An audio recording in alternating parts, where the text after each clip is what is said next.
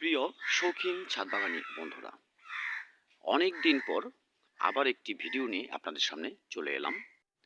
আপনাদের সকলকে আমার শৌখিন ছাদবাগান ইউটিউব চ্যানেলে জানাই সাদর সম্ভাষণ।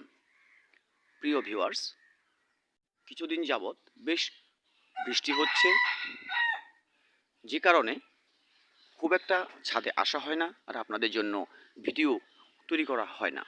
ভিউয়ার্স, আজকে মনে হলো খুব ইম্পর্টেন্ট একটি বিষয়, যদিও আমি এর আগেও এ বিষয়ে কথা বলেছি, কিন্তু আবার আপনাদের মনে করিয়ে দেবার জন্যই এই ভিডিওটি। ভিউয়ার্স, দেখতে পাচ্ছেন আমার এই আম গাছটি। আপনারা যারা আপনাদের ছাদে আম গাছ বসিয়েছেন তারা প্রত্যেকেই খেয়াল করে দেখবেন, এই সময়টায় অর্থাৎ এই জুলাই মাসে কিন্তু প্রচুর পরিমাণে নতুন কুশি পাতা চলে আসে আপনার আম গাছে। আর এই কুশি পাতাগুলো চলে এলেই পাতা কাটা যে পোকা আছে সেটি কিন্তু আক্রমণ করে এবং পর্যাপ্ত পাতা কেটে দেয়, যার ফলে আপনার গাছটি সুস্থ স্বাভাবিকভাবে বড় হতে পারে না।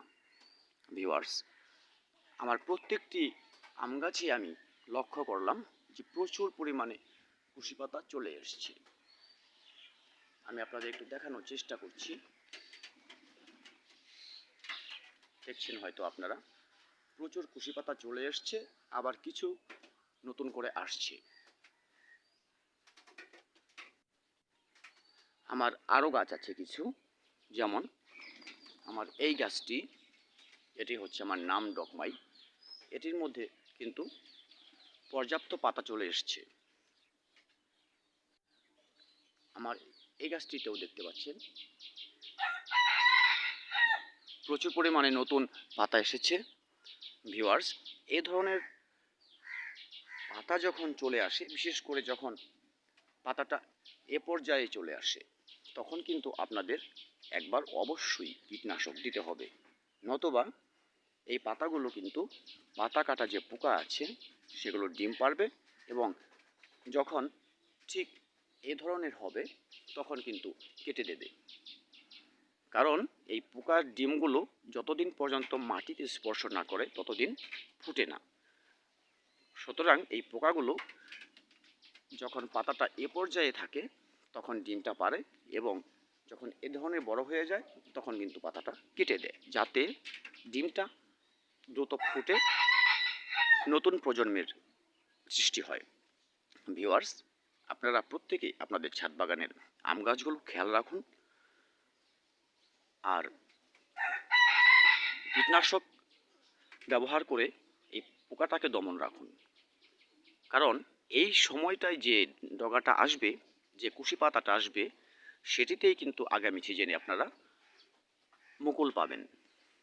এখন যদি আপনাদের এই পাতাটা কেটে দেয়, নতুন করে সেখানে যদি 1 মাস বা 1.5 মাস পরে পাতা আসে, সেটার মধ্যে আপনারা মুকুল নাও পেতে পারেন।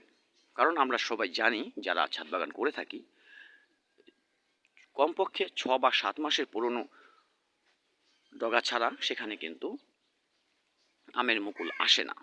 সুতরাং ভিউয়ার্স, এদিক থেকে সতর্ক থাকবেন। আর একটি বিষয় না বললেই নয়, যেটি হচ্ছে আপনাদের আম গাছে ঠিক যে সময়টা খাবার দেওয়া প্রয়োজন সেই সময়টা কিন্তু এখন চলছে, আপনারা মিক্সড খাবার দিয়ে দিতে পারেন। ভিউয়ার্স, ভিডিওটি ভালো লাগলে লাইক করবেন, কমেন্টে আপনাদের মতামত জানাবেন এবং সাবস্ক্রাইব করে ভালোবাসার মানুষ হয়ে আমার পাশে থাকবেন। আর অবশ্যই যে টিপসগুলো বললাম সেগুলো একটু ফলো করার চেষ্টা করবেন। ভিউয়ার্স, ধন্যবাদ সবাইকে, ভালো থাকবেন সবাই। দেখা হবে আগামী ভিডিওতে নতুন কোনো বিষয়ে।